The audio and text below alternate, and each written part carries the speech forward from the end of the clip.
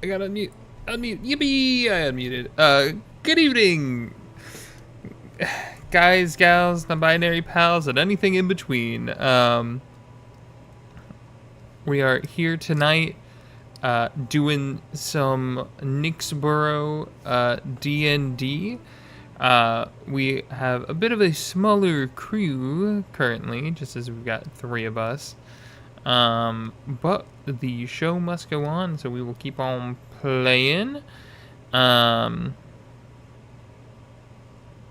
Couple of quick announcements. The next session for Precinct 2 will be next Monday. Then the next Precinct 9 will be in 2 weeks from today. Should still be on our normal schedule. If you like the content that you see, please make sure to like, comment, and subscribe wherever you are. Commenting helps a lot as it helps to push the algorithm. This is a live stream, so you can always message in the chat. The chat is not up for people currently, but if that might be something I do later. Honestly, that might be a we figure that you in a later thing. But for now, probably do that. Turn that on. Yippee. Okay. I think outside of that, we should be good to go.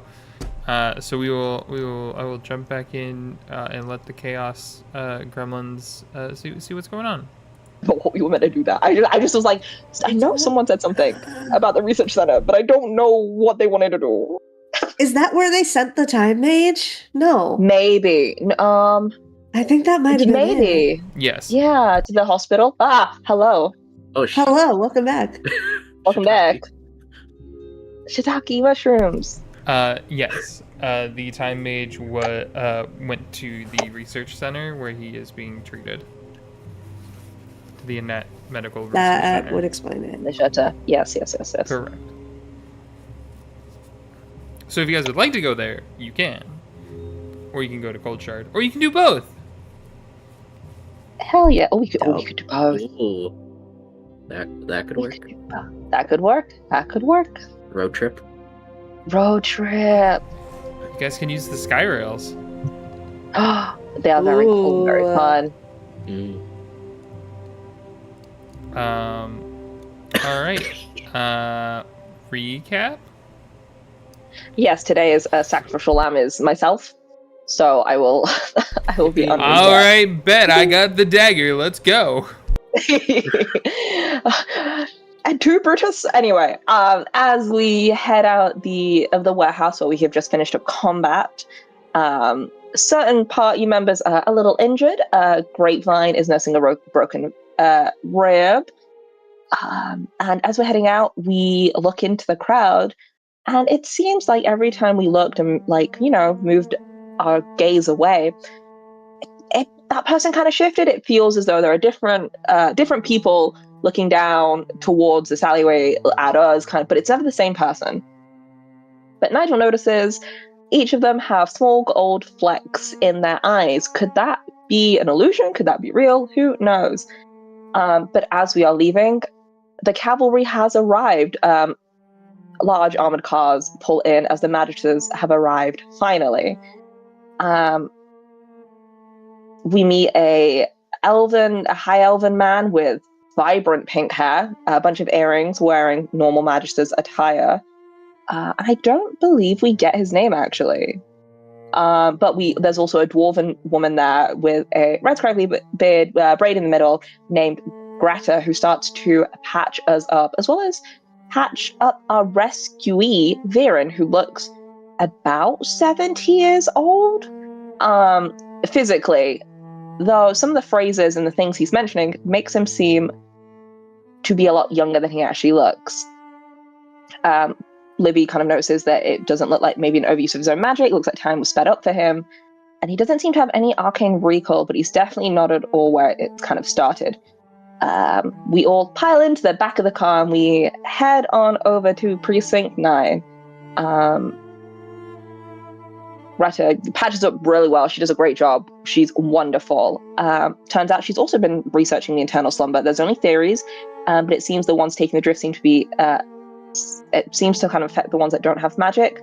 And also, turns out Greta and Rook go way back, and we love that. We love friendship in this house. I'm trying to think what else. Nigel clocks that Grapevine is indeed nursing her sign and comforts her. And also clocks that, she doesn't really trust Greta due to the lack of information, and 2, wants to make sure no magical healing is used, as wants to heal it properly. We arrive at Precinct 9, which is great. The captain door is shut, and it looks like someone's inside. We don't know who this person is. Their back is turned, but there seems to be a coif of white hair. But it seems like the captain's in a good mood. This seems like a good conversation. Siren takes Viren to his desk as the things kind of settle over with paperwork, and the captain opens her door and is like, well, you all look like shit, and we have a new transfer when you guys were out. This is Harper. We are introduced to Harper, an average height, elf, pale skin, black hair braided into white, black eyebrows, wearing silver glasses, and wearing the standard uniform. They're oddly casual as they step out with the captain. They are a transfer from Precinct 4, the Moonwater Magical Crimes, who deal with enchantment fraud. They look really sick. Very cool fashion choices. Anyway, we all head into the debrief room with the rest of the team. Viren is included. And Nigel recounts the findings of the alleyway, explaining the fear toxin that we were kind of succumbed to, the potion, the qualities, and Siren ran into a little while back that he'd gone, mentions that he went exploring in an area in the gutterways. It was an abandoned building, and when he went downstairs, there was a masked figure with white feathered cloak and owl mask, and he was drugged. He fell asleep, but they didn't harm him more than they had to. As well as mentioning to the captain that the crowd looked like it had some aspects of astral drift within them, as well as the theory of, was this owl masked figure Moon Feather, who seems to be a fan. We are unsure, but it is a theory that we are going with. Viren recounts that it was strange that they would take their blood, but not all of it. They allowed them to remake the blood in the body, and the time mages were treated like gods, not cattle. It felt like time in there flowed incorrectly. And most there were chrono mages, but he was the only one that was a clockwork sorcerer. He was considered more effective and efficient, and they kept him separate from the rest when it came to sleeping, as they were worried someone would try and get jealous and hurt him. The strangest part, the person who was doing it, Ronan Burke, seemed to be the one doing a lot of the maintaining, making things sure where they go to some of his plan. But there was also a fire genasi woman, they called her Vera, I believe. She seemed to be the mad lass behind it all. But it seems like there were a lot of moving separate parts. The concern we are having, though, that Viren is a loose end and they should have killed him. So we all wonder what's going on there. Turns out, when we tell him the year, that it's 972, he was taken in 970. But his body feels like it was 35 years ago. He was taken from the Arcade Enclave. He just finished working on a project. He'd been working at Magitech at one point. They'd been wanting to figure out the arcane chronal engine, as they wanted to stabilize the clock tower, the cursed clock tower. And he'd been working the efforts there. When he was walking back to his apartment, that's when it all gets a little blurry. However, we do find out he does have a family to call, a brother. His brother's name is Thalor Greywind. This brother took his husband's last name. And Theron's surname is Quicktick. Turns out both brothers are time sorcerers. And Nigel had asked, when they had you / experimented on you, was there any chance they placed anything inside you, sending him into a little bit of a panic? Harper notices there is a slight scar along his spine that he never would have been able to see, and it looks like it's been there for a while. Perhaps they put something in there, and it also almost looks like something's pulsing at his back at the moment. Harper suggests to Livy to check it out, who casts Detect Magic. And the school of magic there looks like necromancy. Whatever is in his back is necromantic, but there is also some healing magic that can be considered as necromancy. Unfortunately, Rowan's arm has a little bit of a freak out as he goes to touch it, and Harper notices whatever was in Viren's back it looks like now something's almost growing after Rowan was kind of near it. We finish up for the day after that little brief stressful part, I guess, of the day. Everyone clocks out, everyone's like goodbye. Livy and Rowan do have a conversation, which is super interesting. I didn't write any notes about that. I just put they had a conversation. However, inside the debriefing room, Nigel goes over to the captain, asks to put Viren in hospital and admit him for surgery at the Aviemore Hospital or the research facility. The curiosity is still there of like why Viren's still alive, as the research facility has been testing asteroids, so maybe there's some more there. The captain is like, hey, I'll maybe pull some strings, but it will cost something. And, you know, it turns out Precinct 9 is pretty thin, but the captain put an open request and Harper replied. The captain's view on Harper is they seem interested and eager, and they're a good detective. They seem to have a good brain. Yeah, that is recap. Maybe I'm not being biased at all and not talking about Livy and Rowan's conversation, but some things were said. Rowan might have broke someone's heart, and again for the third time. Because hey, why not? It's what he does. And then he went back to the captain to have a conversation with her. That he kind of made her cry. So Rowan's, I think, 3 for 3, 4 for 4 about making people cry. So recap finished. Yeah, thank you. Yeah, you're welcome. Take that potion. I will indeed. It will be needed.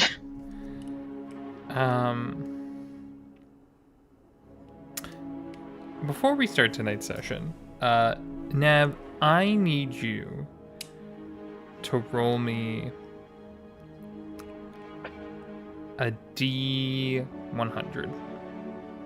Okay, well, and then message me the results. Wonderful. I will do that.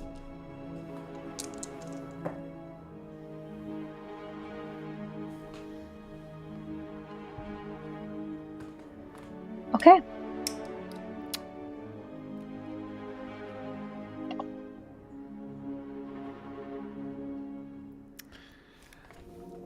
Okay, interesting.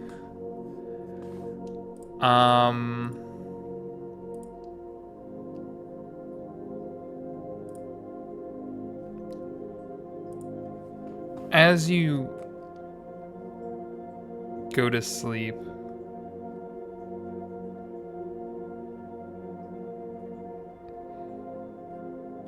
the world to you feels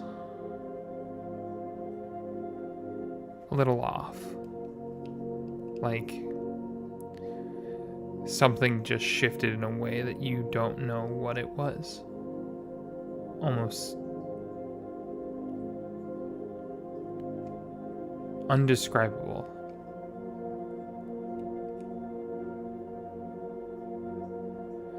If there were timelines diverging all over the cosmos, your conversation with Lavinia diverged once more. And you feel whatever path that you're on now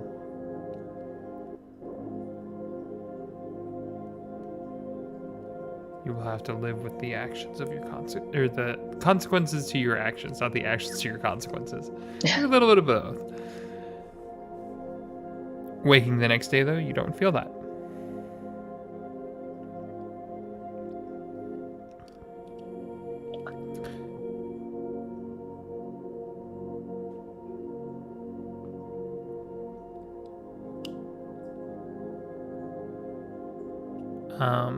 I know there was someone that you had mentioned potentially wanting to send to, which was Laurent. Yes. Did you still want to do that? Oof. I think he does. I think waking up, having that feeling before going to sleep, and then waking up a new day and feeling fine. I think Rowan is going through the mental steps of what he told the captain of like they've got everything in place, and he's just doing the next logical thing. But yeah, I'll send to Laurent. All right, what do you say? Hey, dude. Hope you're not too cooped up. Need a favor. Just you and I. Let me know when you're free, and don't tell the others.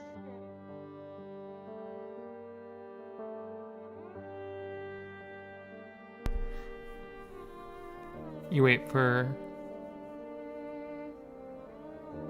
a second, a minute, 2 minutes. Nothing.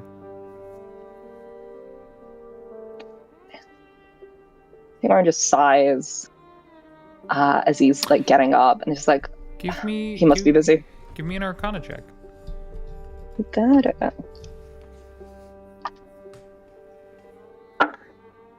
Okay, not terrible. Do I add anything? Nope, I don't add anything. A 12.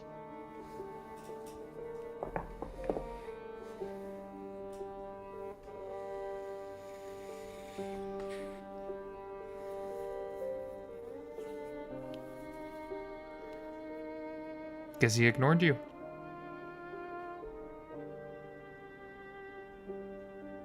I think Rowan just shrugs it off, rolls his shoulders, and starts getting ready for work to see if any of the others are awake in his apartment, as he's just like grabbing his keys, grabbing his stuff, and just getting ready to head to work.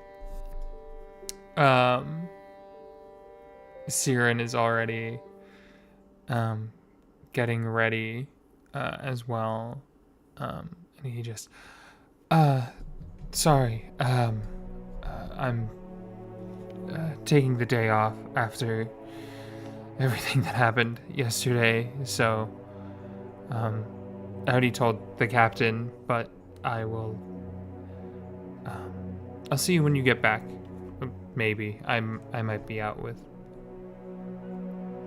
Xavier? Nah, no worries, man. You rest, take it easy. You took a pretty big hit, so. He looks like shit. Even Yeah. today. You look rough. Maybe some quality time might be good for you. Are you okay? Yeah, I'm good. Starving, though. I wonder if the precinct's got any free food again. There's a really good breakfast burrito spot on the way in if you make a left at this street. It has the floral shop there. If you make a left. Yeah. On the next All street right. over. Sounds. You are forever and always a lifesaver, Siren. And I think Rowan will like kind of walk over and just kind of ruffle his hair a little bit. As much as he like probably hates it, and as messy as Rowan is as a person. I'll see you soon, yeah? Yeah. It's called a Dragon Asada. Oof, sounds wonderful. All right, in a bit, I'm gonna slave over some paperwork. Don't work too much. Never. Now we'll head out. Cool. Yeah. Harper, what does your morning routine look like? I think Harper is probably an early riser.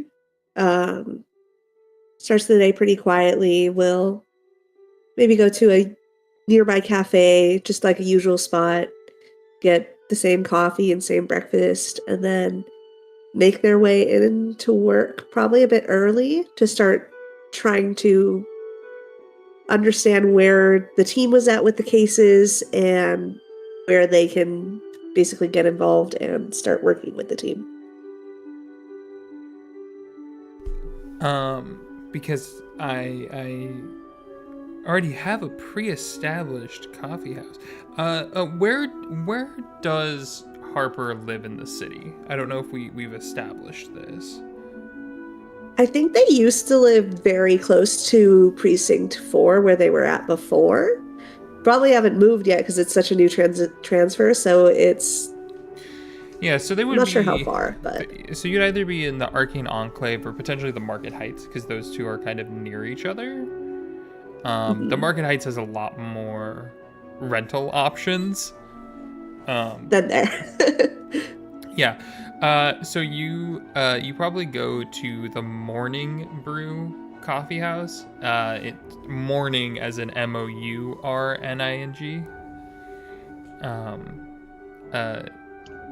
You get your usual. There's a blue-skinned tiefling that he's wearing kind of effeminate clothing and stuff like that, with a name tag that says Steven on it, as he hands your to-go coffee and breakfast sandwich. Morning, Stephen. How's business been? We've had some ups, some downs, but overall it's been pretty good. We recently got in some new matcha from up towards the Thundercrag Mountain area. There's some wetlands over there that they were able to get some. So we've been able to make more of that brew. Well, it's not my usual, but I'd be happy to try it sometime. For sure. We'll maybe next time you're in, we'll make something. It's a deal then. I'll have some tomorrow. And I'm gonna post the art for Steven for you in the NPC art, so you know what he looks like.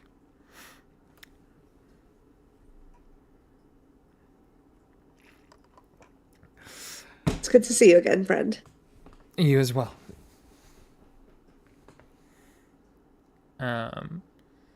And you head on out the rest of your day. As you get into work and whatnot. Where do we find Kragnar? I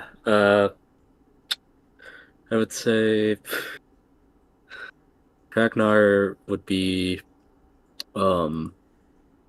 probably still residing in like his apartment, kind of getting ready for work.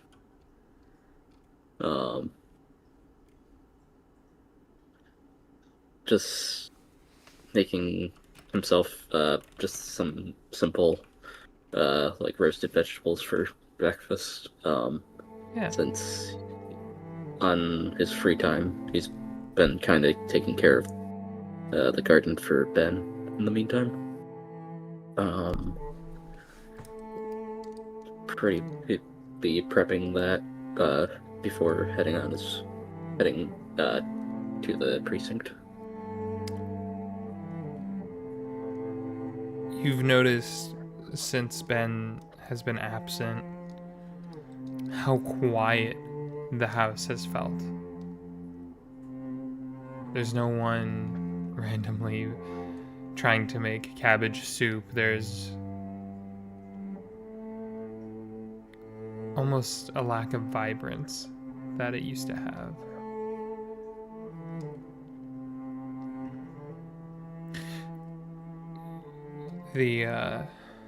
As you're working on all of the vegetables and whatnot, it's easy enough. And then you hear that voice. It's kind of been with you for a while now. As Shiny just goes,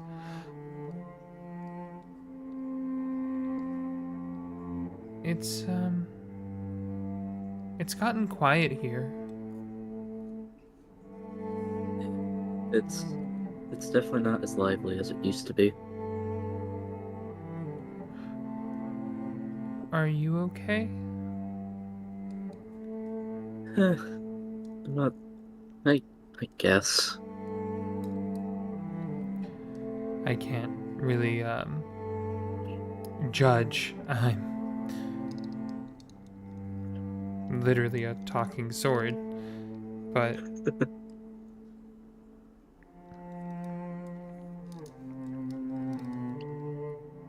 they'll figure it out. They're smart.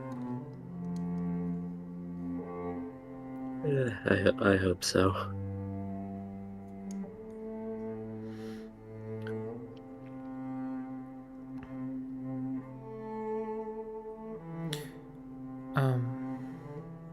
We haven't talked as much since you got that other shard from the auction.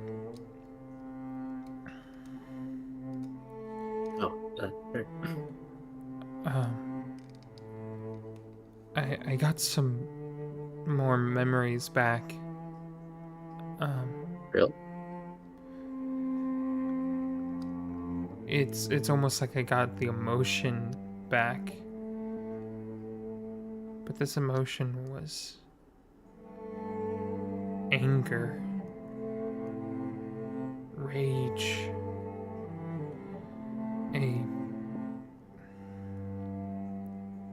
a burning hatred.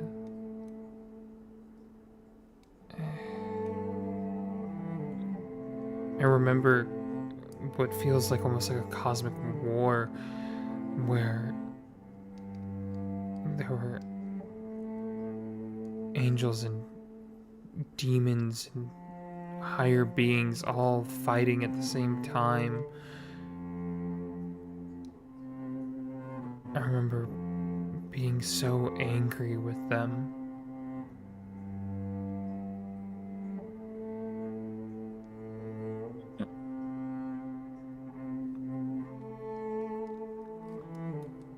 But they're just memories.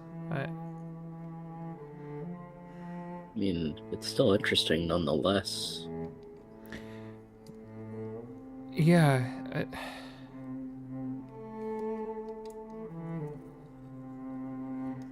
Maybe there are answers in that. There might be. You never know, honestly.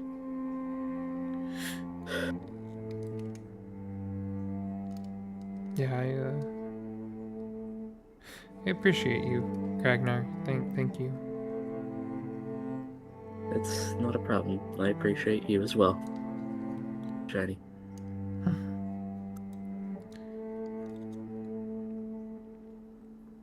You're about to burn your tomatoes. As shit. as you look over, the green tomatoes are starting to get a little extra crispy. Ah, just gonna scramble trying to fix that. You're able to save it. Yay. As the rest of you all, after that, we kind of flash forward a little bit to all of you arriving into work.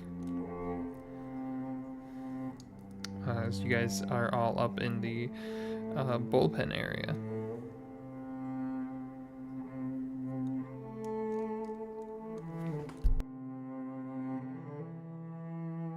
I think Rowan is scarfing down the last bits of the breakfast burrito that Siren recommended and sees both Siren and Harper. I was like, yo, morning guys. Do I have any sauce on my lips? No, I should be, right? I pulled a napkin for you.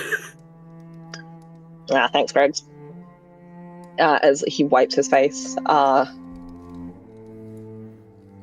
So Harper, how are you settling into Precinct 9? Fine enough. Going through your current cases, trying to piece together what I can and see where I can help you. We could use all the help we can get, actually. No help is any help is better than none. So what's the plan today? That's a good question. It's a great question. Don't see. Do we see Jax anywhere? Where is our lead detective? Yeah, he's honestly, he's over at his desk right now, working on some paperwork. Okay. Well, he seems busy. I don't want to go disturb him. I mean, there's a few leads we could follow up. There's a lead that I want to pick up with Scholar Colchard, potentially. Though perhaps I'd discuss that in a slightly more private area than out here. That's one thing that I've got planned. Though we can check in with Jax, and I think Rowan will look over to Jax and call them from across the bullpen. In like Rowan's very loud and ostentatious, cheerfully guy way. You see him grab a stack of folders and walk over to you all. Good morning. Good morning. Good morning. Morning. Morning.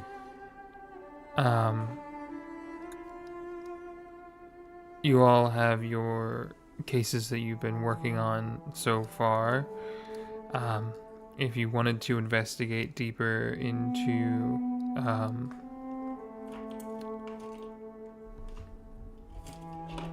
our lovely time mage, you all are already pre-approved for that. Varen is, he's not awake quite yet.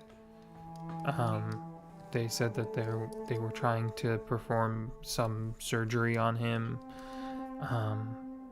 but I have not heard back since.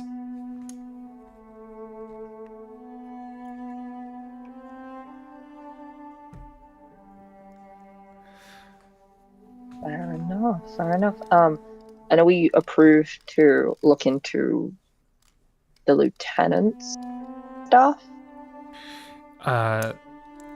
Yes, I've been working on that myself. From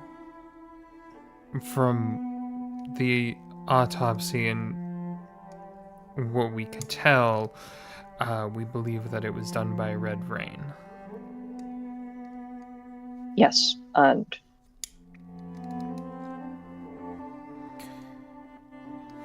I'll show you. I have the lieutenant's notebook, and I will have to show it you later. I kind of gave the captain a brief glance at it the other day. And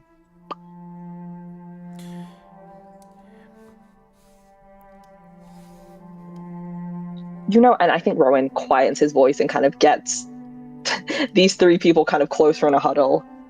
As Rowan has said, screw it, I'm not going to go into a separate room and say this. I'm just going to try and whisper as quietly as possible. Sorry, Papa, to catch you up on speed. The lieutenant was also looking into the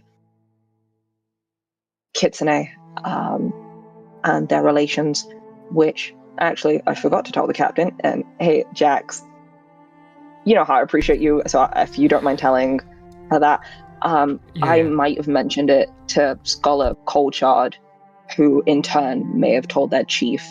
So perhaps the Ironclad Wastes and Precinct 9 could form some kind of working relations. As I did mention, we'd seen a few of the Kitsune in the city. When did you tell I believe him? the Scholar. When did you tell the Scholar? Sorry. When did you tell her? I told him at the Thane Masquerade. So, 2 days ago? Gotcha. Okay.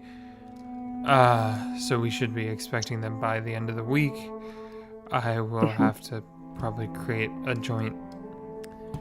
Yeah, I'll talk with the captain to set up a joint task force with them so that we can make sure everything is taken care of between everyone. Is there any other information that I need to know before I go talk to the captain about all of this? Rowan kind of sheepishly like rubs the back of his head. No, I mean the scholar Bless gave me her card, so she has a few lectures on. So I think that honestly, I think that's everything. I don't think I'm missing. I think I've told you everything that I remember and need to know, and you need to know. He lets out a No. little exhale and then just.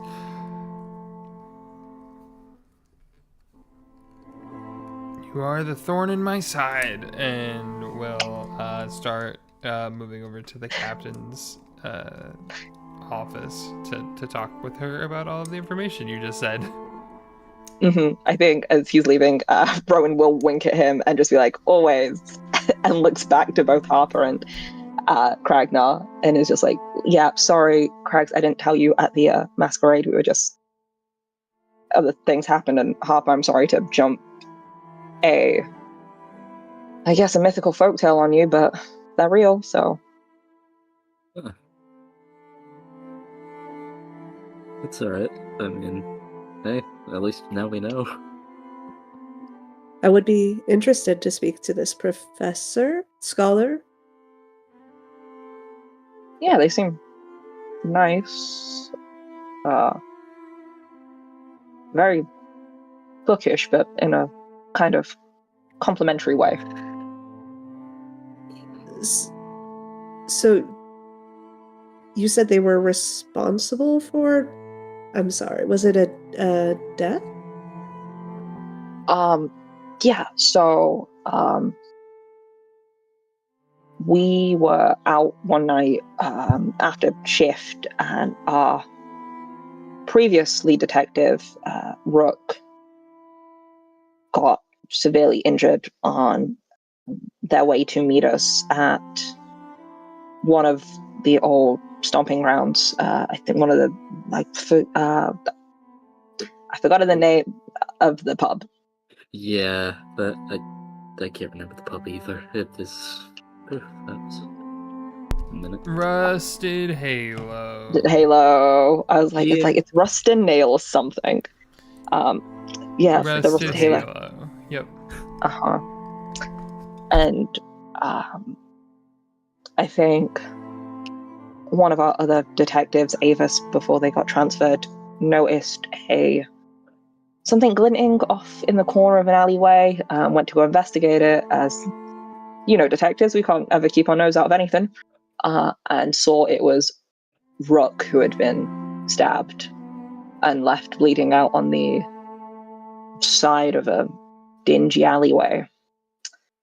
Nigel was also there. Craggs was there. Craggs actually did some life-saving work and kind of staunched the bleeding. But I think Nigel noticed there was some kitsune fur, and we had some run-ins with the kitsune recently. We were just attacked when the precinct was attacked. Yeah. Had one briefly living with me. Ugh. Yeah, so it seems there's a little bit more to their relationship with either Astrael or something they don't want getting out. So I thought maybe I read the Noctis at the library. I think both Livy and I went to the library, read the Noctis, and it seems like there is a relationship, however strained and hated it is, between the Ironclad Wastes and the Kitsune themselves. So perhaps the Ironclad Wastes have more history that they could share with us, or at least something undoctored. And how do you know that this was these mythical creatures? I think Rowan kind of looks at Kragnar and then looks back at Harper. Is like, well, we saw one transform in front of us. Yeah. Whilst he was attacking the precinct, Krags. Yeah, he was in one of the interrogation rooms. Attacked. Well, didn't he? If I remember correctly, didn't he blind and like injure Our yeah, Cut he the injured arms Jasper. off, cut the Yep. eyes, dropped a healing potion on it to scar it all over. I kind of figured, but I couldn't remember the name for a second. But yeah, that happened, and that We was also rough. had, it was rough, and we had one of the other precinct members, their guard, was killed, and the last thing they remembered seeing was a flurry of 8 or 9 tails jumping over a wall. So He was killed seemed and then reported he was that. killed, and then reported that yes, he was killed. He's a phoenix. He's complicated. I don't know about that one. But it seems like a lot of signs are pointing towards the kitsune who were supposed to be mythical or not even exist in the city, and we've seen what, 2 About in the two. last, about 2 in the last, what, few weeks, month even. Yeah, but I think a few weeks now. When I think Yeah, about it, so this Interesting.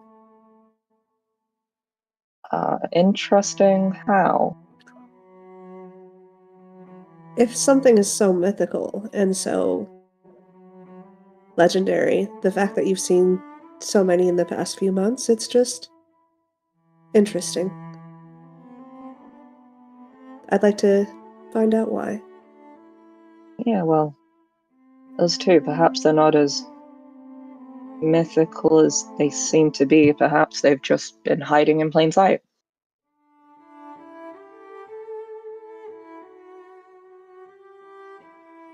Well then, I'll follow your lead. Ron's like, no, wait, I want to do it. Alrighty. I mean, I don't know. Is it a polite, courteous thing to call someone up before you visit them? Generally. usually, yeah. You do know. Wow. You were invited I did. Mm-hmm. to attend. So I think Rowan just pulls out the little business card that they gave him, and it just like kind of flips it between his fingers and be like, well, politeness is sometimes overrated. Have you all eaten, got food, got drinks, coffee? Because this might be a long lecture or talk.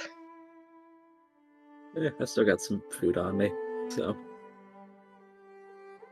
I am quite good. Alrighty.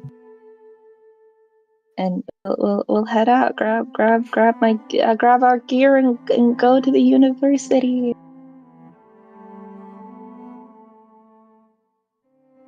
yippee! Yeah. Yeah. You all, First time seeing college. First time seeing college. College Yeah. experience. I'm assuming you guys could either take a car or you could take the Skyrail. What would you like to do?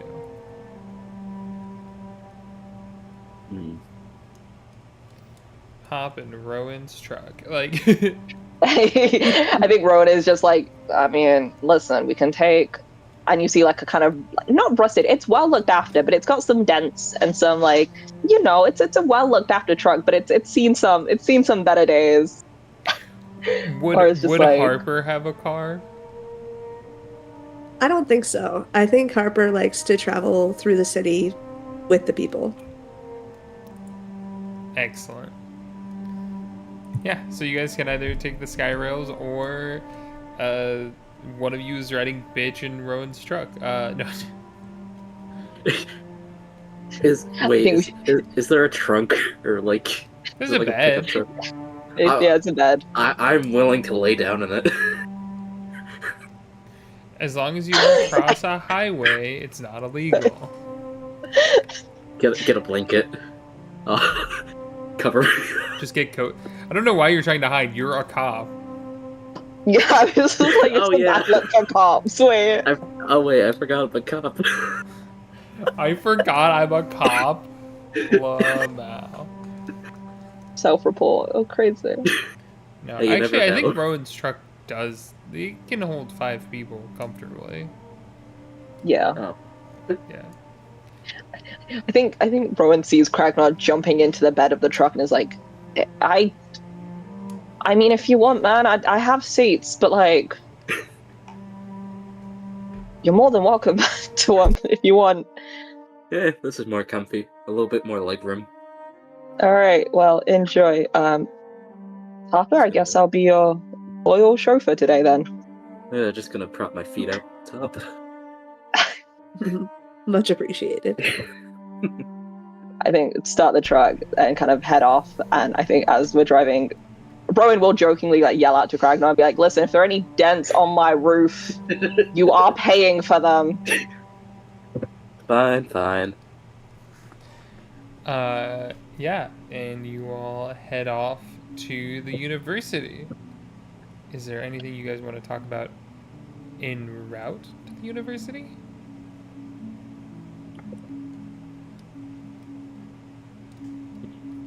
Otherwise, we can jump ahead. I mean, Rowan has a couple questions for Harper, but All right. can happily. All right. Nothing serious, of course. I think as driving, he does that thing of like, like the cool kid doing like you see that he's very comfortable when he's driving, and the interior smells a little bit like sheep's wool, and a little bit there is an earthy scent to some of the leather seats, and it's arguably the interior quite meticulous and clean. But he will look over at Harper through kind of just a little tilt of his head as he is driving, and just be like, "So, what made you move to Precinct 9? I know the captain said you requested in a transfer, but just wanted to change the scenery?" Change in pace, I suppose. More active work, more fascinating. It can get a bit. It can be a bit of a drudge going through arcane research, dealing with enchantments and whatnot. Yeah, no, I was never really the magic type or took to scholarly magic attempts. Not in my forte, but I've assumed the Moonwater precinct, I mean, enchantment fraud. Surely you get to see a bit of action? Or is it just... No, largely paperwork and research from what others have brought in, I suppose. I want it to be out working for our people more. for the common good. People, yeah. You could call it that. I could call it that. What would you call it then? I guess a duty. Yeah, duty is one way to put it. So why did you join? Oh. Gosh. A rural kid looking for a big opportunity in a big city. Really. Nothing fancy or special. I mean, I think I was assigned Precinct 9 as soon as I left the academy, so I've enjoyed it ever since. They're good folk, good people. That's good. Yeah. Have you always been in the city, or have you? Yeah. Worked for a couple years as bartender and server. Eventually joined the academy to try and do something better. Ended up working at the other precinct for a while.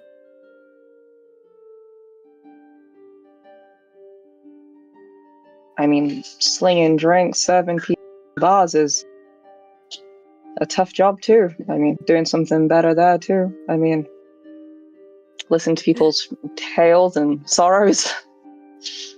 Oh, the late nights probably aren't it. Not entirely. I do miss the listening part, though.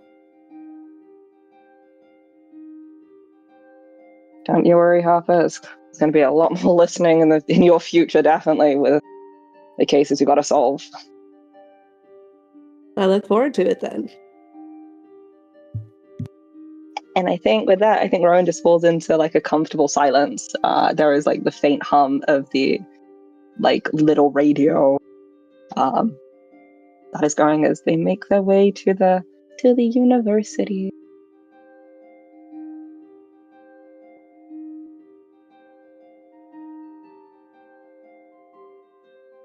Yeah, as you all pull up, you see a large green, kind of lush grass area, trees speckled throughout with a large ironclad fence that seems to cut around through the city, almost creating a forest-like area inside of an urban area. You see students and professors kind of milling around, various different races and ethnicities. You see, a female furbolg talking to a high elf next to a halfling, as you see all of them kind of milling around between different classes and whatnot. You know that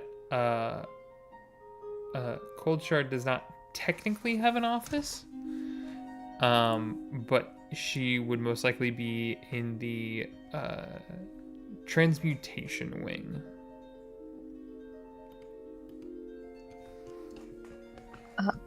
We'll head in that direction once parked the car and paid for maybe parking. There's visitor parking, and you're officers, Oh, so yeah. like you kind of have like a free parking situation. They're like, yeah, it's usually better for them to be on campus. Hell yeah. I'm just glad it's not like $50 or something. Yeah, no. You Imagine. guys have the cop discount. Yay. As you all enter, it is in a large, you see, it's these large hallways with granite flooring and these huge arches that are 20 feet up. The buildings themselves are massive. For what reason, you don't know. If you three wouldn't mind making a perception check, that would be greatly appreciated as you all are walking in towards this office. Oh, 5. D&D Beyond Y. You saw someone selling tacos out of a little cart. Yeah. Perception 25. Okay. And I got a 22. Hell yeah. Excellent. You two notice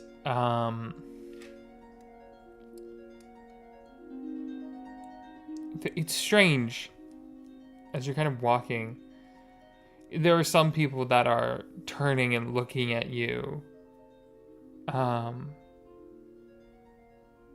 But after a second, they look away. But both of you feel like there's someone watching you, observing you, past just what would normally be there.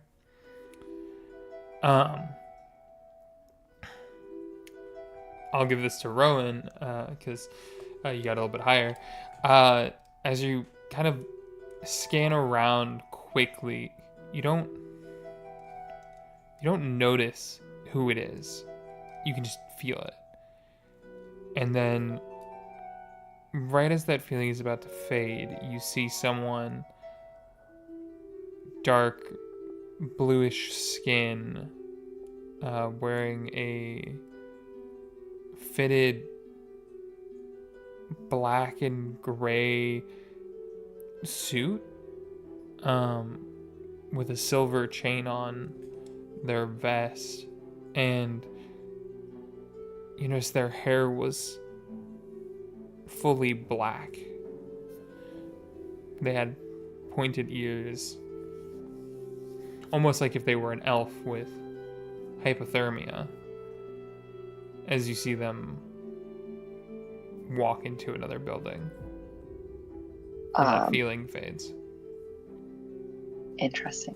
Does this person, I think, as Rowan makes the connection of elf and hypothermia, does this feel like blood quill? Like, that's the only... Okay. So, I will say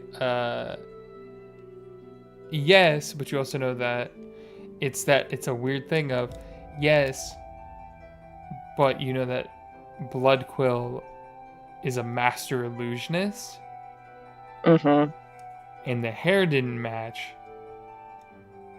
but that feeling was still there. And it did feel like they were watching you specifically. I think as that feeling fades, Rowan will lower his voice enough that both Harper and Kragnar can hear him, and only hopefully those two, and be like, did you all feel that? Someone keeping an eye on us? Huh? Oh. I was just looking at tacos. Tacos are good.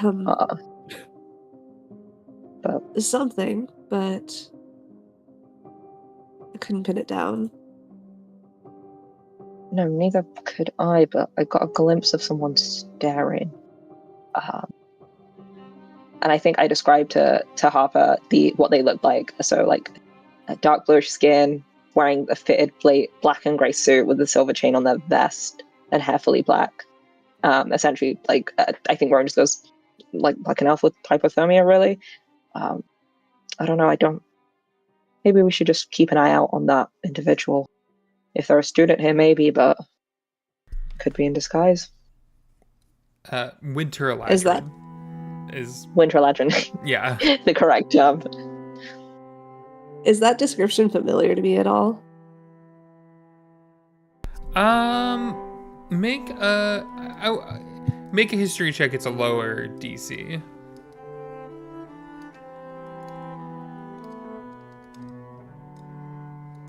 History is a 14. 14. Yeah, so you know that there is someone named Bloodquill, who is was one of the escapees in the prison break. You had gotten that notification a while back. However, you do know that they are also master illusionists, and that garb was not something that they normally wear, as they wear much more traditional robes that would be closer to, like, comfortable. They're just like comfortable robes, like scholars' robes. You haven't heard any reports of them wearing a suit. Then again, they are a master illusionist, so it's hard to tell.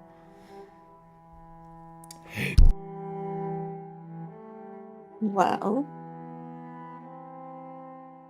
scanning around, I'm sure I don't see that anymore. Yeah, I'll carry Is it I'll slipped carry away? the 22. No, you do not see them anymore. Okay. If they're gone, I suppose. A problem for another time. Yeah. Problem for another time. If they come knocking, we'll know. Or at least have a description. Well,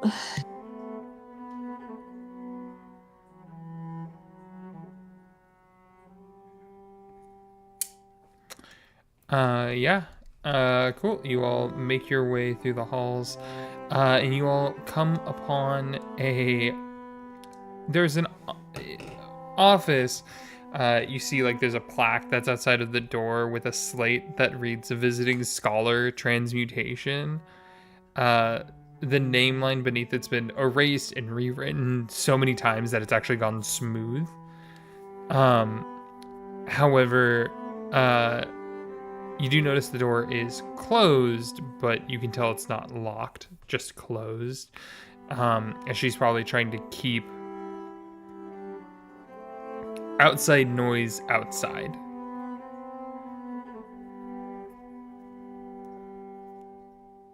As Rowan, you remember, she doesn't like loud noises. Go and gently knock on the door, but like loud enough that she could hear, but not like loud enough that where it would startle someone. Let me. Okay. You hear some shuffling, and after a second, the door opens, and standing in front of you all is my brain said Ixtal, and that's not her name. You all see Ixthra Cold Shard. As she opens the door, you see she's wearing these like little like librarian glasses with the little like necklace kind of a thing, and all of these different necklaces, and she's wearing like scarves, but they're her robes too.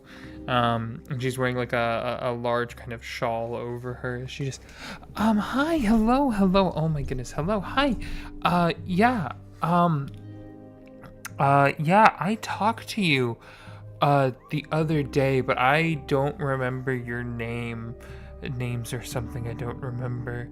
Come in, and she like opens the door the rest of the way, and you see that this place, there's no way that it could have been a visiting scholar, as it seems like she's clearly moved into this space because she just keeps coming back a lot.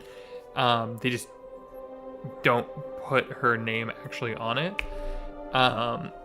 You see there's a bunch of books. It's like intensely organized and very quiet.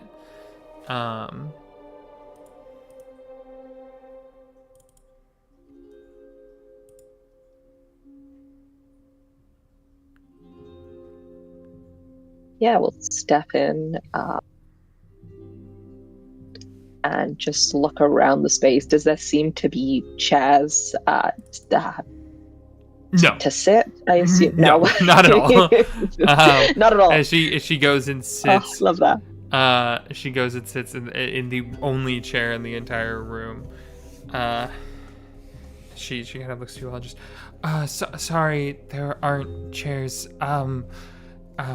They said they were gonna bring me some the last time I was here.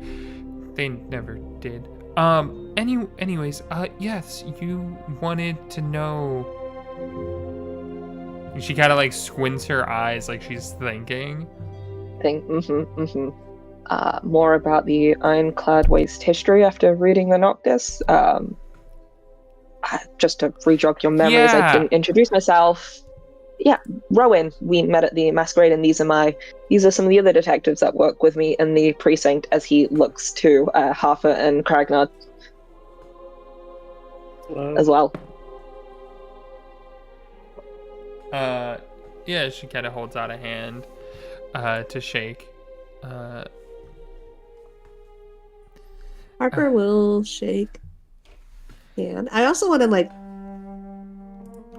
she has a very nervous energy. I just want to see if she's like scared of something or if she's just that kind of a person. Yeah, roll me an insight check. Or medicine. I think both are appropriate in this situation.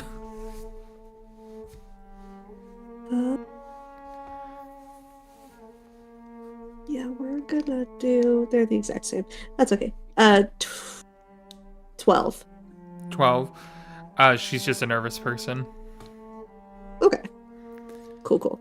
I will shake her hand and give her a warm smile. It's that kind of thing of, I think also you gleam from looking around the room, it's that organized chaos of no one would be able to figure out where anything is in this room except for her, because she's the one who put everything everywhere.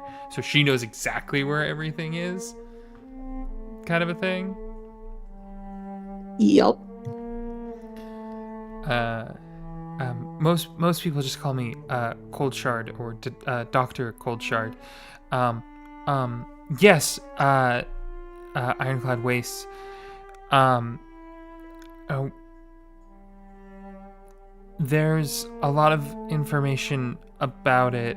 Are you wanting to focus more on the downfall of them, or what happened before that, or what specifically are you looking for? She kind of looks at Rowan at this point.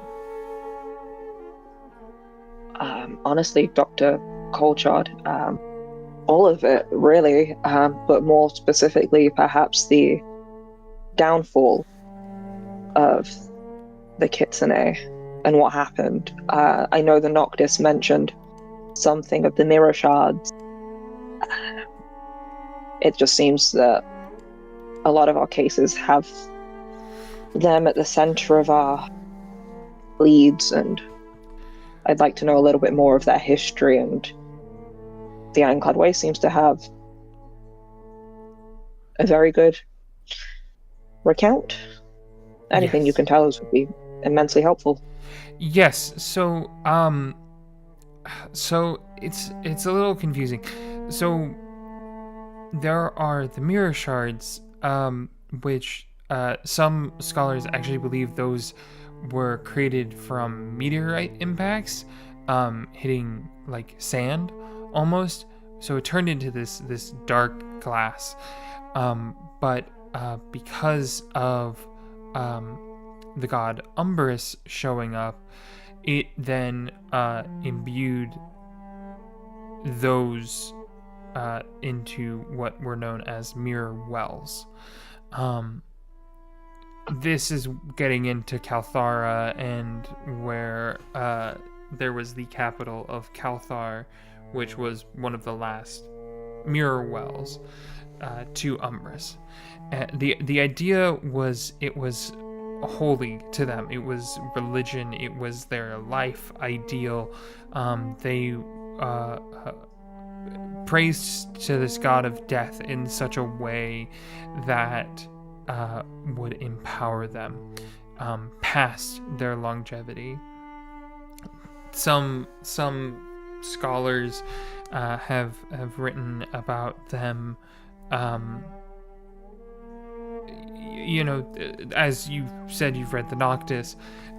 They mentioned that one of them managed to escape, which, that's always been a story for a long time, was that there was that theory that not all of them had died. The conflict arose when the Kitsune started going after the dragons. They were trying to... It's a little unclear, the specifics on it, but there was a potential belief that they were trying to claim a dragon soul from an ancient dragon to use to power something, and that they might be able to capture that inside of a mirror shard. Hard to say which way that went, but with a lot of stories about dragons, they have hordes, that is what they want to do. They want to be powerful. They want to have their wealth and all of that. I feel like I'm rambling. Am I rambling? A little, but ramble away. All of this is helpful. Right. So, with that, there was a lot of faith. And so when the mirror well underneath Cathara was destroyed, it was broken. It was shattered into these chunks, which were mined quickly afterwards, as it said that they still contained power, which is where you get the mirror shards. We as in the Ironclad Waste had been ever since then hunting down either people or places or things that were trying to sell them, and trying to get them all back, not because we want to make a mirror well, but because we want to destroy it so that there was no chance that there could be another mirror well. There are some things that have to be hidden, some people that have to be hidden.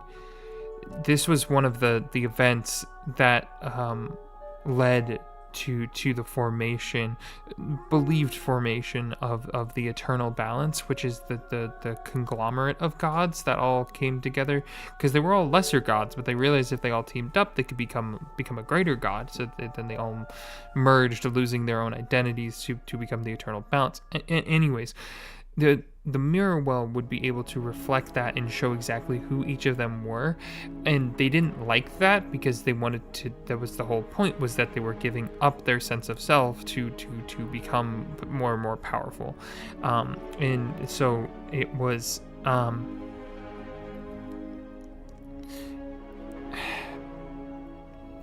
When you say they didn't like that, the gods or the kitsunes? The kitsune believed that the world should be bathed in truth, that things should not be hidden away in shadows, which, yes, the irony is there, the hypocrisy is there. They just wanted to reflect the world as it truly was, but then they started messing with pacts and breaking that, and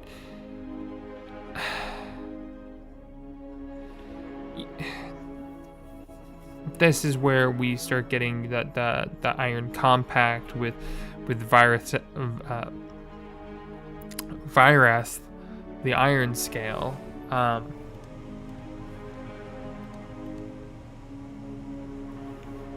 And so they burned Kalthar and all the Kitsune tribes, and tried to trap all of their spirits inside of the mirrored reflection. So now there's a belief that the mirror shards also have souls trapped inside of them, which that, sounds like a great idea, maybe, probably not, but it fully destroyed most of the what was there previously, and turned it into what we now know as the Ironclad Waste.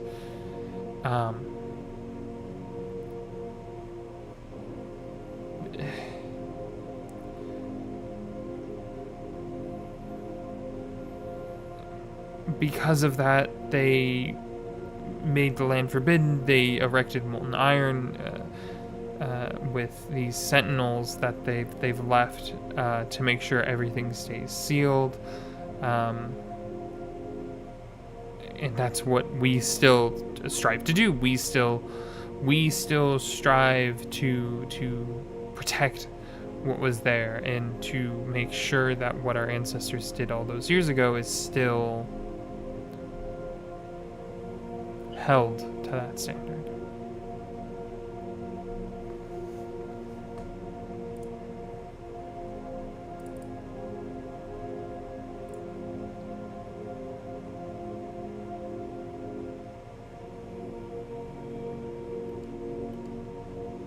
I see.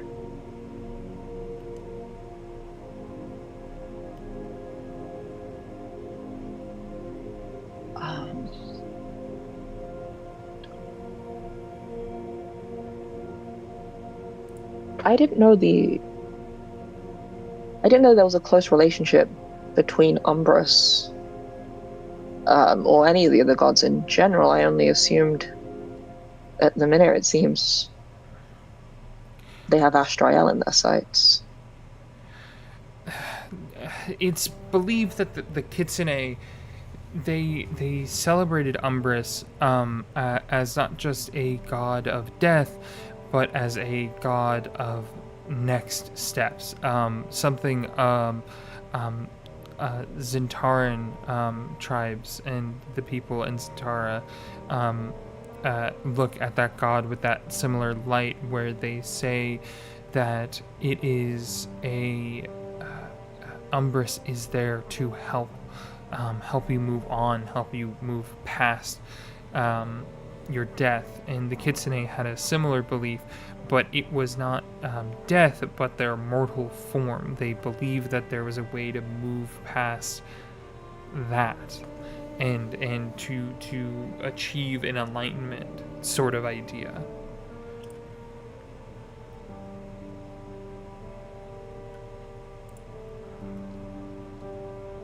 Right.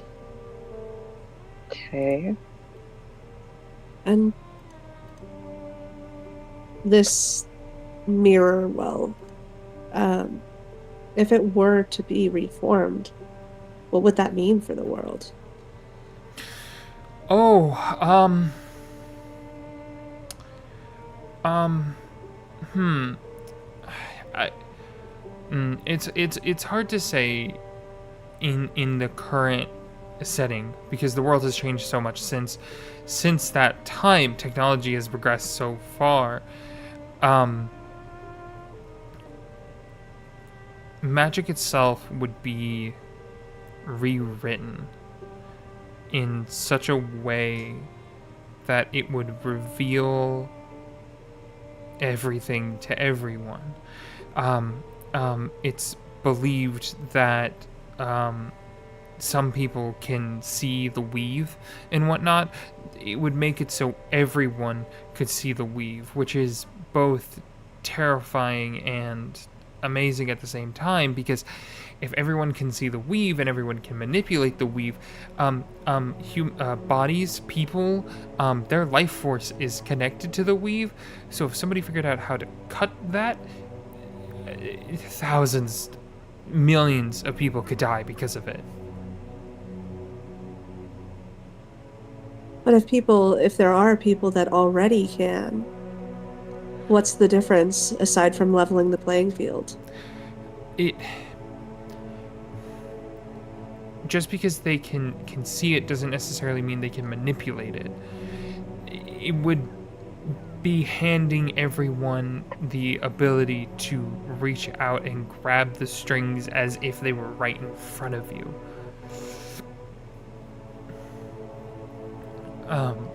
And we've seen there are a lot of... Sure, there are some people that could use it for good, who could surgically remove any negative effects that people may have, including the idea of age. But there is a balance that then would be broken. I mean, technically, with enough power, you could wake up one day and just decide you want to kill a god or become one. Or release a god from their shackles. Potentially. I mean, like I said, the Ironclad Waste has been collecting mirror shards for the last 600 years, give or take. And we have captured a large chunk of it, but the mirror well itself, I mean, it was a mile by a mile length that went down 700 plus feet. I mean, it was massive.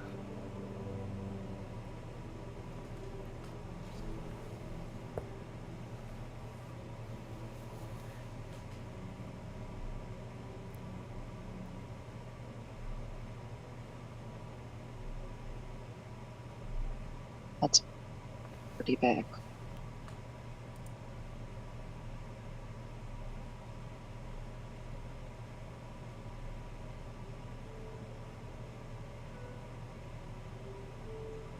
all the information that we have on Mirrorwell, the Ironclad Waste have, or it is in cursed tombs such as the Noctis.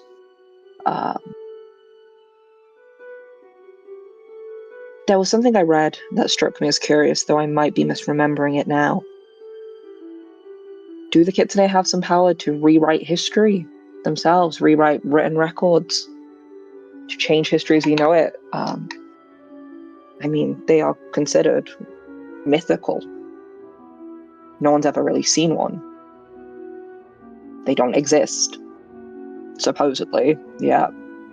Our encounters have seen 2 in the last month. Aside from the shapeshifting, I do wonder how they've managed to stay so hidden. Well, couple options, there. One, those who control the presses controls what's being said, right? If you're powerful enough to control that narrative, Fantasy Bot, you son of a bitch. Bitch. Oh, Fantasy Bot. Now's not the time. Get back in there. Get back in there. We got it.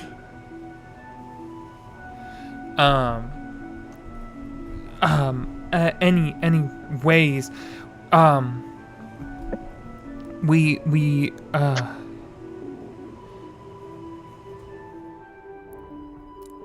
don't think that they're rewriting history. It's just that they're able to control the narrative of what is being said, the narrative of what is being told. When someone writes something down or goes to get it published, if they can control the perception. So you're suggesting not a mythical influence, but I suppose a systemic influence?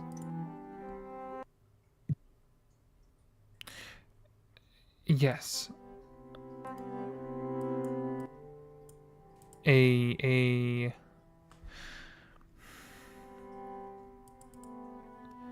Something that they're controlling I mean, honestly, it's something we've done in the Ironclad Waste.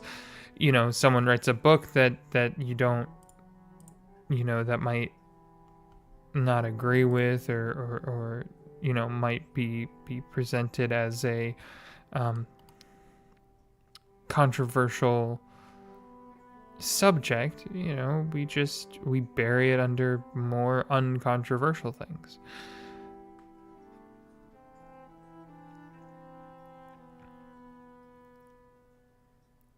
It's one way to bury a lead.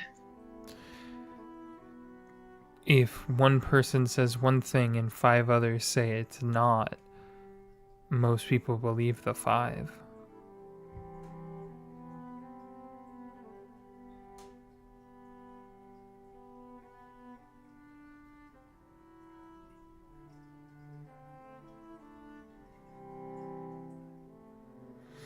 And maybe there's a reason they kept it secret, and maybe there's a reason they've kept it covered up. But if you're telling me that there are Kitsune here, which is what you said you've seen 2 of them already, then that is a problem. That means that there are more of them, and that they have reproduced, to put it lightly.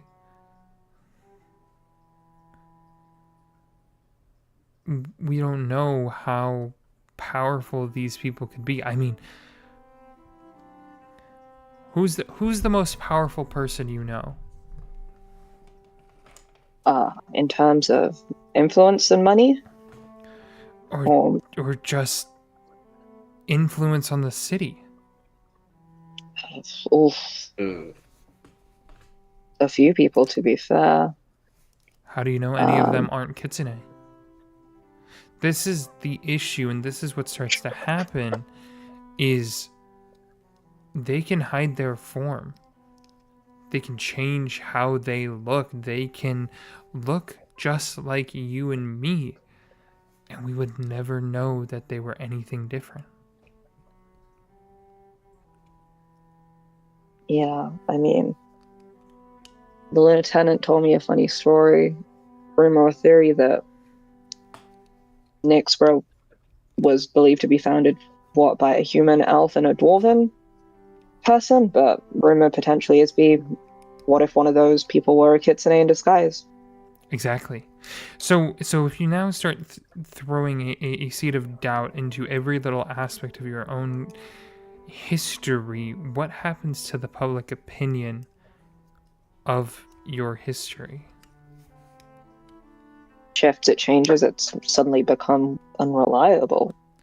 Correct. Now they can't believe anything. Now they can't even believe the people that are in control.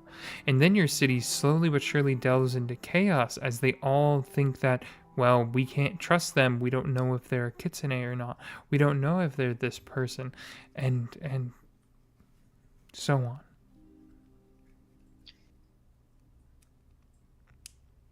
And rippling chaos is exactly what probably runs.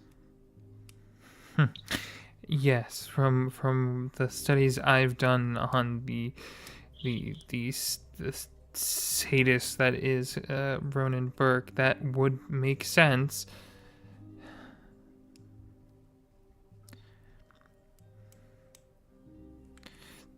Okay, and I think Rowan just kind of pinches his brows for a moment. Okay, so if the kitsune want their land back, which perhaps could be done through the forms of Astrael, through reclamation and promise, them teaming up with Ronan Burke would make sense, as Ronan Burke wants chaos, though we don't know what his motives are at the moment, truly at the moment, but they are working together. That is Astrael and Ronan Burke. What does Ronan want to reclaim then? What's something that he lost that he wants so badly to get back?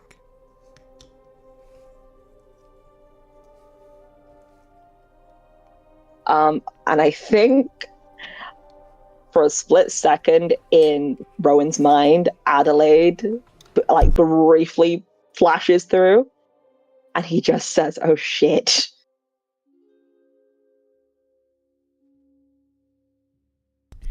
If you have a god who could potentially who had enough power to rewrite time even, and bring people back from the dead, and potentially even reclaim lost time, what is the one thing that Ronan would want then? There was, it was a rumor, but there is a belief that Ronan may have a child out there. The very fringe chaos groupies that mention a little crow, but there is nothing to support it. So I mean,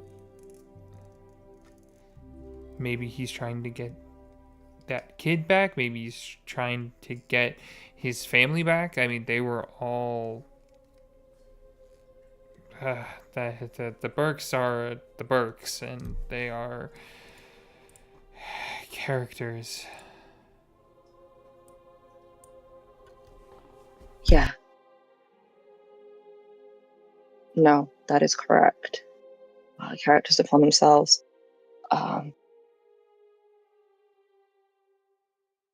Okay, so now it makes sense of why all three are working together and what they want. Though, but how are they drug use? Funding it? How are they? There's so many questions that still aren't answered. There's if it's just those two, where are they getting the financial aspect from? It makes no sense. Ronan's been in prison for time. He wouldn't have made an amassed sum there. And why did and Astral's locked away? And why did it take so long for you guys to learn about astral drift?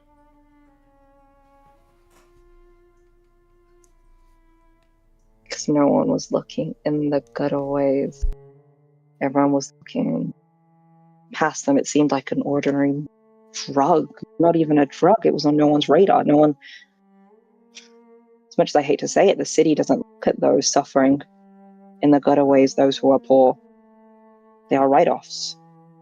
That's not my belief at all. But it might be the belief of those ministers and people in power, potentially.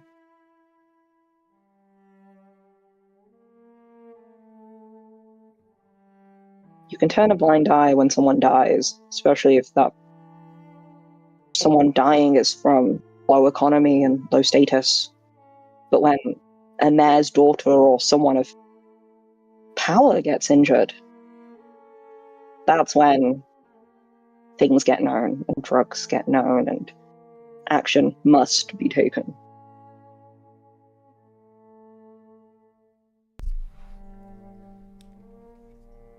Control the narrative, control the story. Right.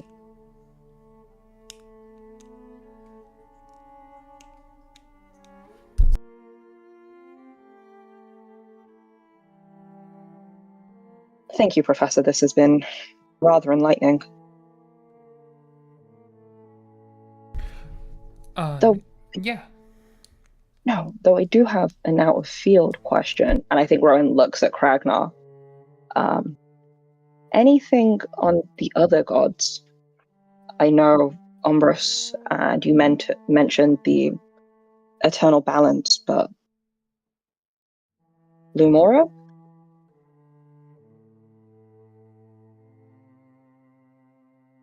Any notes or anything that you have on her would also maybe help us? It would be useful.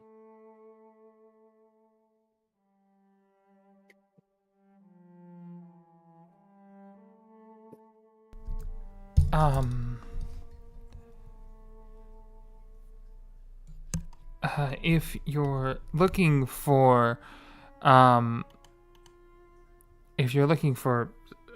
someone who knows more about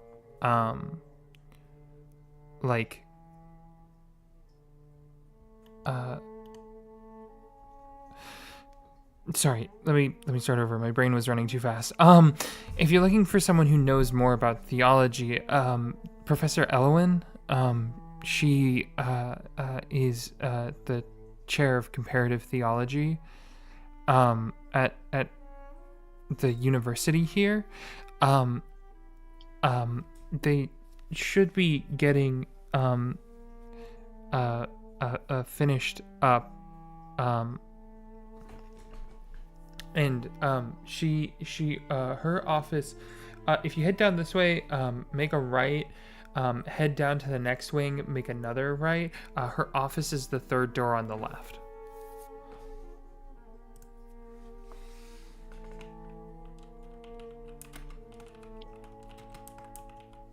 I'm just gonna sprint.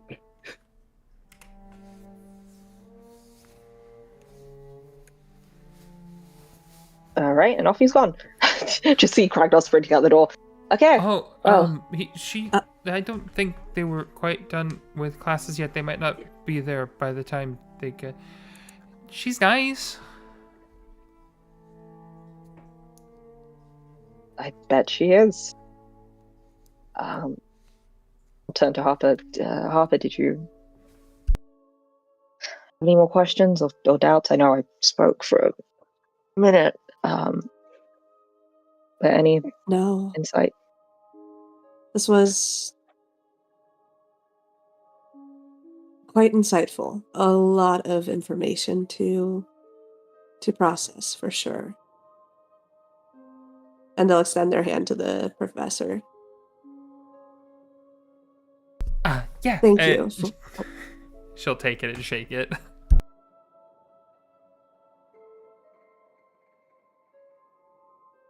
If there's anything else you know or discover that might help us, I trust you'll reach out. Yeah. Pleasure meeting you. You as well. And she kind of cocks her head looking at you, Harper. And then she just shakes her head no and You see her pulling at a loose thread on her shirt now. And I will leave. All right. You all head out, hearing the thump, thump, thump, thump, thump of Kragnar down the hallway.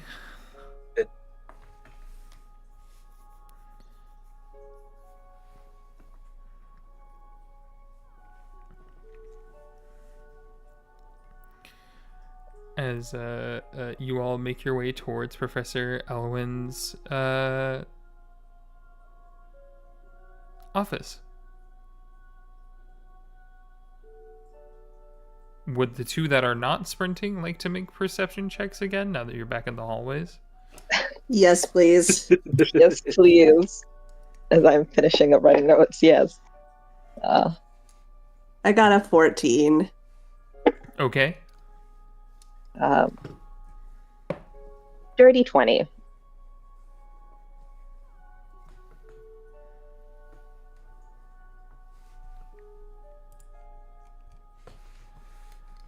I think dirty 20 is enough.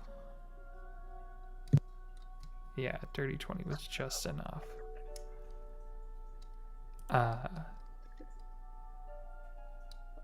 You notice it catches you off guard a little bit this time as you're walking, you pass, you feel a little bit of that cold air, and you look over and you see a female Winter Eladrin, white hair, fully white, that kind of comes down to the shoulder length, but she's wearing like a black dress with way too much lace and frill. You notice she's wearing like a dark lipstick and a almost golden eyeshadow. She's watching you all walk past. There's a chance that it may have been due to because Kragnar just sprinted past. Rowan, there is that familiarity from before, though.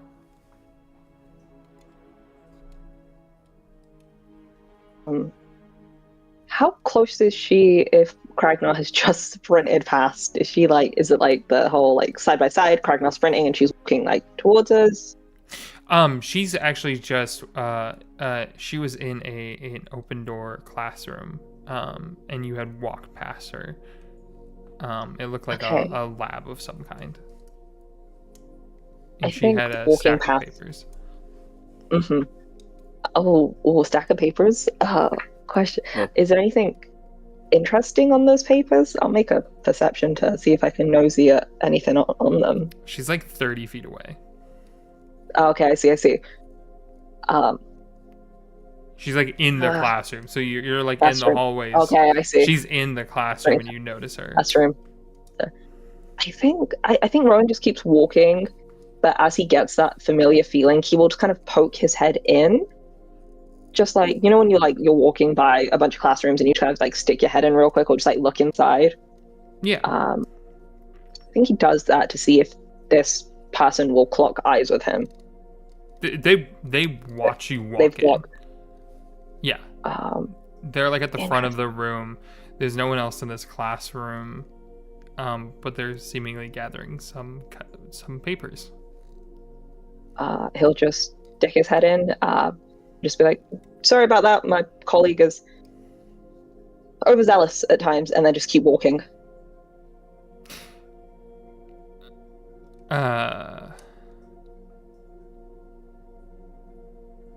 Ooh, give me an insight check. Okay. Eek. Okay. 11 add insight 7. 1, 2, 3, 4, 5, 6, 7. And 18. 18's really good.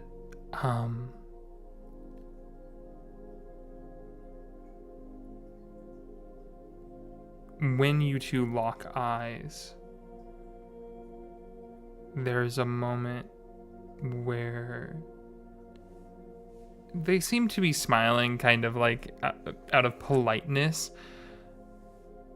and that expression dropped. And it was like they had just seen a ghost.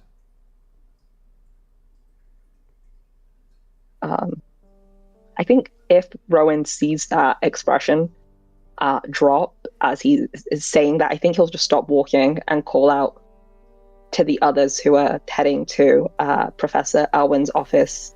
Just be like, I'll catch up. I'll see you there in a second, guys. And he'll just step into the classroom actually and be like, are you well? Are you okay? Is there something I can get you? You look paler than winter. Pardon my pun. You kind of hear this softer, feminine voice. She just, sorry, you reminded me of someone. No, I'm okay. What's your, I know this is a little rude, but what's your last name? Imran cocks his head a little bit at that question and goes, it's Thorn. Thorn Jr. But it's not my real name. It's my given name. What do you mean? I mean, I'm not embarrassed about it. I was adopted or left on the doorstep of two real nice folk, and they they looked after me, and I was given their name. Oh, okay. Yeah, no, that makes sense.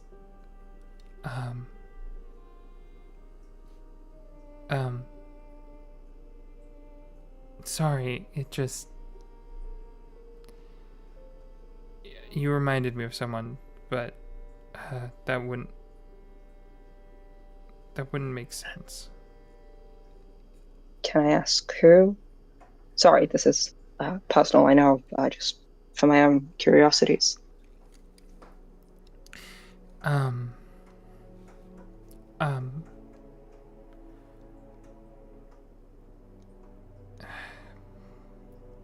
She kind of sighs and sets all of the papers to the side.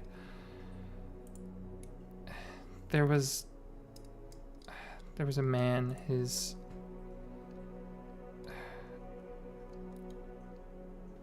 have to promise me I don't sound crazy. You don't, and I won't tell a soul. Scout's honor, and he'll make the mock like scout sign.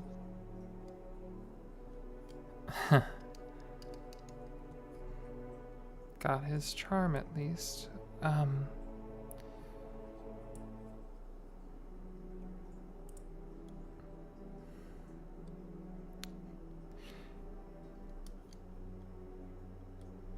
His name was Sylvander. He was from Failwind.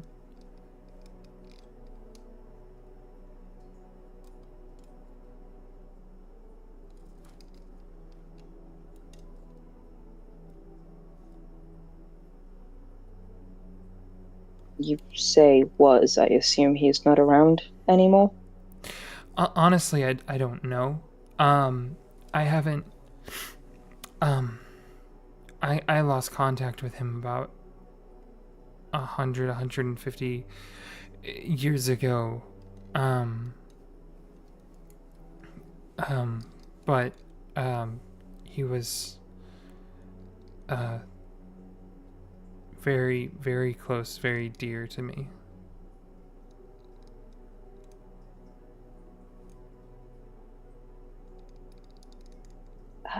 From Failwind. Interesting.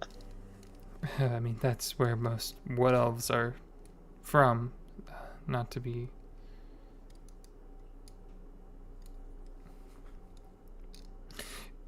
That's just where they... Yeah, no. I listen. I get it. I could have been from there. I don't know. Rocked up on my parents' doorstep with a crib from Fairwind, so I couldn't tell you. Though, he seems like a nice guy. And if you're ever missing his company or want to talk over drinks about him, there's no better ear than a stranger's sometimes. I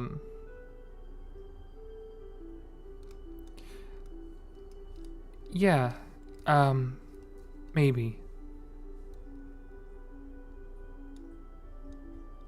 Well, Mr. Thorne, I believe you need to be getting back to your friends. Yes, colleagues, shoot. Ragnar might have busted the door down. Pleasure to meet you. I never got your name. It's Velma. Velma, pleasure, and don't hesitate to reach out. And I think Rowan just writes his name on a scrap piece of paper and Precinct. I don't have any sending stones on me, but don't hold the fact I'm a detective against me, as he'll slide that towards her and just rush out and catch up with the others. Okay. Yeah. During that time, the rest of you, Kragnar, you get to the door. It's locked. You do see on it, it does say, it does have her official title, Professor Elowin Thrice, Chair of Comparative Theology and Eschatological Studies. And you do see a set of pronouns that do say she, they. Harper, as you arrive, you do see a woman walking up with a set of keys. She's got a couple of books in her hands. She's in this like long wool skirt, high collared blouse, with like a layered scarf that's got like stitched in sigils, like there's magical protections on it. You notice that her fingers are just stained with black ink from writing and whatnot. And she has these large round spectacles that keep sliding down her nose, and she keeps having to push it up with the heel of her hand. She's got kind of brown, I'd say past shoulder length hair that's in a very neat, tight bun, and these brown eyes as she walks up, and she just, hello. I don't think that we had office hours planned. Can I help you?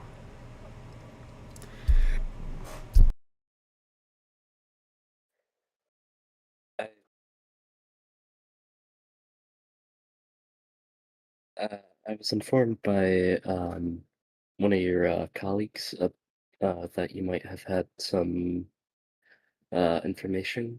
Uh, uh, I just kind of came down here to ask you a couple questions.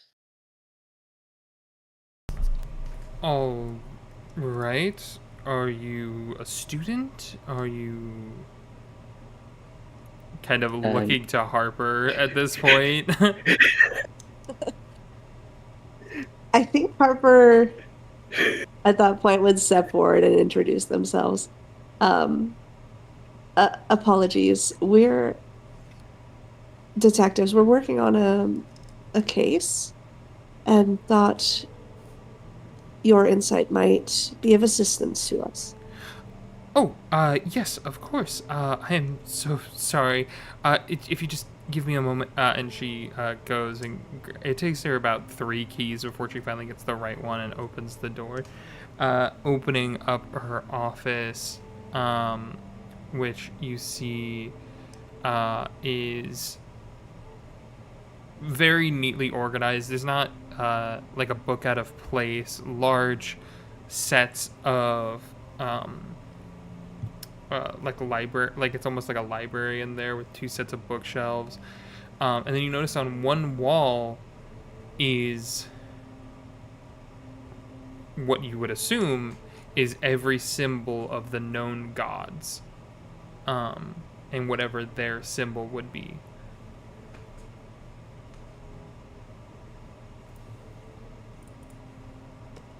If now isn't a good time, I'm sure we could schedule something. No, if this is official police business, I'd be more than happy to, to take a moment. I don't have another class for an hour. I was going um, um, change. I was just going to grade some papers during the time, but I'd be more than happy to help out. Um, as she like sets the stack of books down at the front of the desk, you see it's very neatly organized, all that stuff. Can I have both of you give me an? Actually, I will allow one of three: religion, insight, or perception. And they will be three different Ooh. things. This ranges from religion with the room to insight on her to perception about seeing something that might not normally see.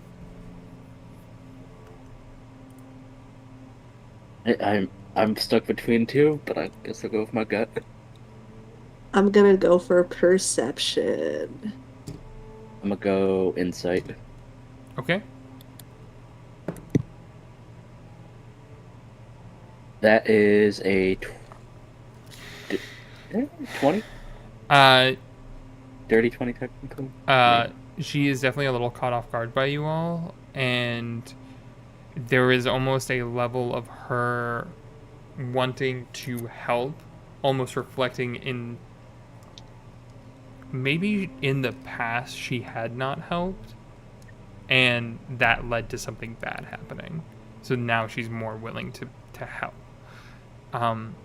She also is she's human. I don't know if I mentioned that she is just a human woman.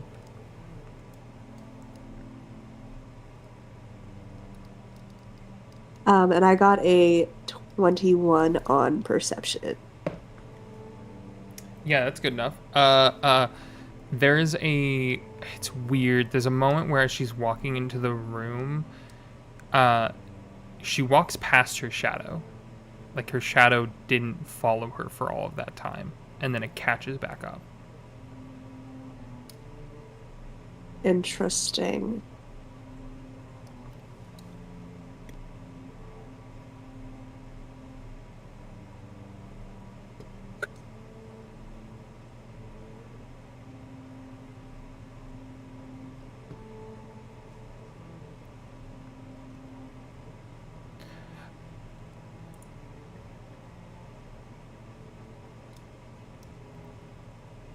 They'll follow in and take a seat, assuming Kragnar had some specific questions and let them take the lead.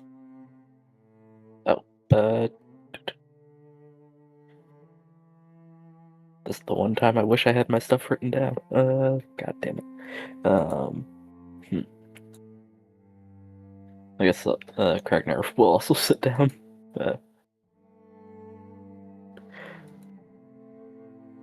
Um,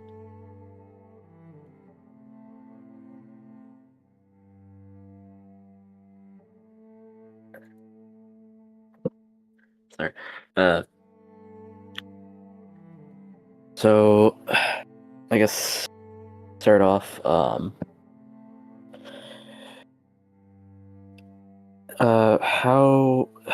How well are you? How yeah. How far would you say your knowledge is with the goddess of Lumora? I've studied her and her works, followed her trail for a while, um, figured out a lot of her. I mean, outside of the already, temples and whatnot that we have in the city. I've done a couple pilgrimages out to the coast, where they look at her a little bit different, and have kind of looked at each of the gods in different lights dependent on the regions.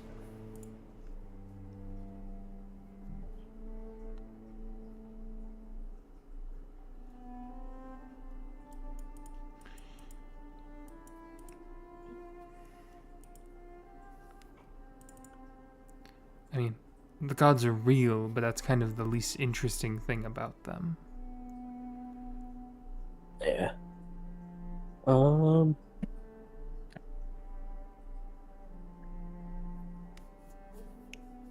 Forgive me if this is a personal question, but what faith do you follow, having worshipped or researched all of them? Or many of them? I follow and I pray to what is appropriate, and I pray to what is needed. I don't believe that necessarily one... you have to devote yourself necessarily to one being.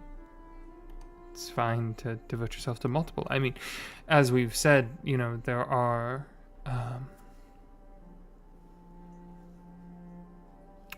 there's the eternal balance, which is a literal conglomerate of minor deities.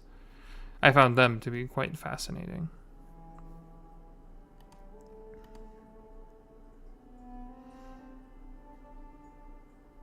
I also do very much so like looking into Gorath, the Forge Master. She's interesting to see how the Thundercrag Mountains have taken her and have changed her versus how the city looks at her as more invention than the heat and fire.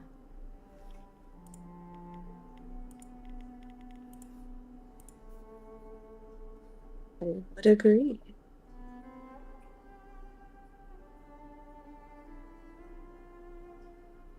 Do you have any insight on Umbris that's not, well, commonly known, perhaps?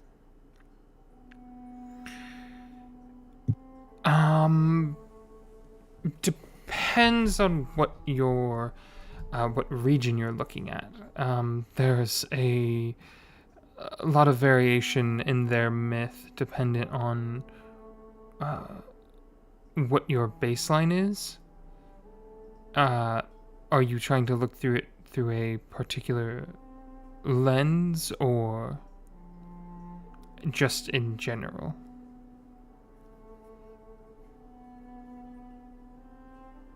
I believe we are researching it in relation to the legends of the Kitsune.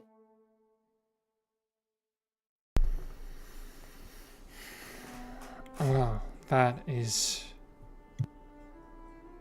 fascinating.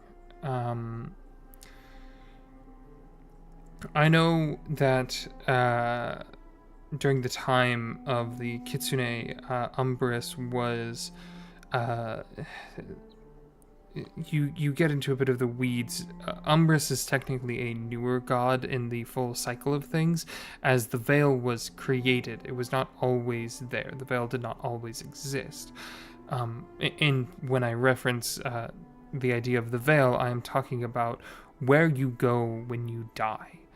Your soul goes beyond the veil, which is where Umbris is. They are like a ferryman of sorts. He's also, there's belief that he is shadow, he is death, he is those who dwell in darkness. There's a lot of assassins and those that pray to Umbris to veil them for their kills, but there's a respect in doing that kill lets you let that spirit move on. It's almost a respect for the target. And I think at that point, this is when, Rowan, you arrive. Rowan knocks on the door, waits like 2 seconds. Not even 2 seconds. Waits a quarter of a second before coming in. Sorry. I'm late. Also with these detectives. Hi, Rowan, Thorn. Pleasure to meet you. Pleasure. Continue. We were just talking about Umbris and the Kitsune's look on what Umbris is. And she kind of rehashes it a little bit, more bullet point than anything.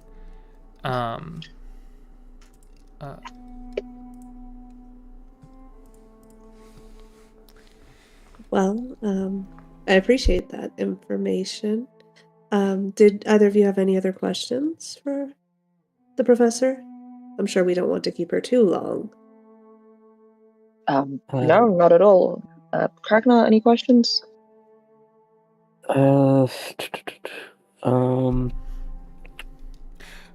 Regarding Lumora, you had mentioned her earlier. There's been a lot of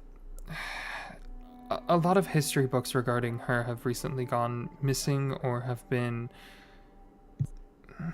damaged. It seems like people were starting to, over the last about 50 to 75 years, works from all over, people stopped hearing her voice, and it seemed to be kind of almost like an epicenter, landing here in Nyxborough, which is where people believe she may still be or may be hiding. It's not clear.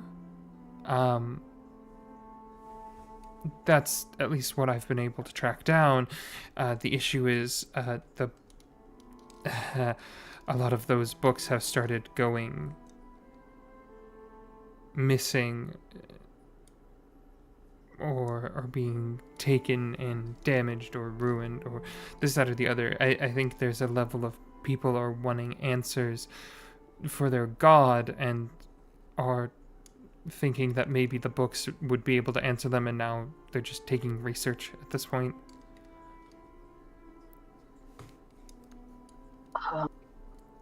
50 to 75 years ago was an interesting time period.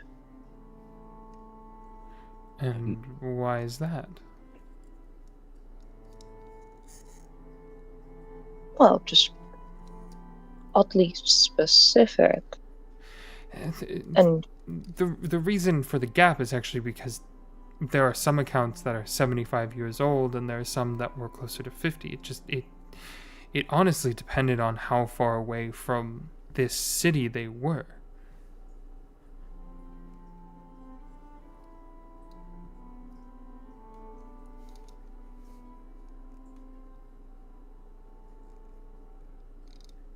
wasn't the rift that tried to be opened also during that time period? 400 years ago.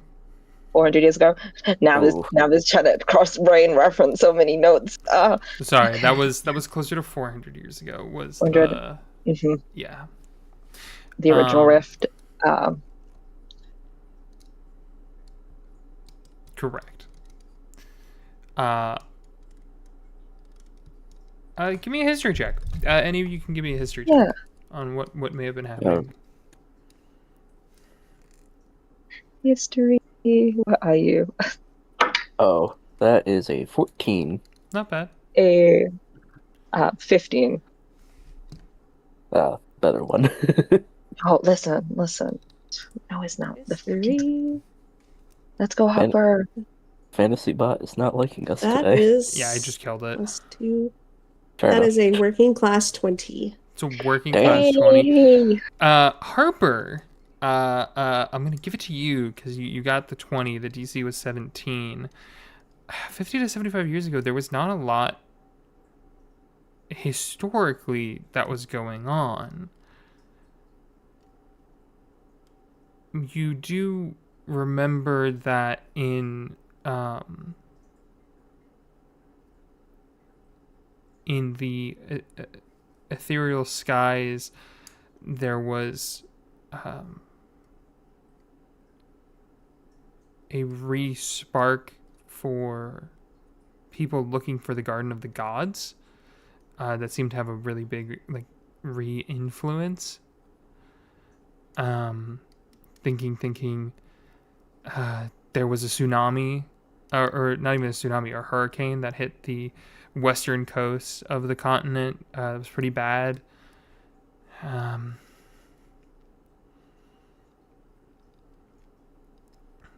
Trying to think. It's almost more strange that there wasn't anything that would signify it than there was. And you're now realizing well, if people were controlling the media at that time, what event did happen? I will share that information. Thank you. And as you share that information, we are going to call the session. The session. I can't speak. The session there tonight. And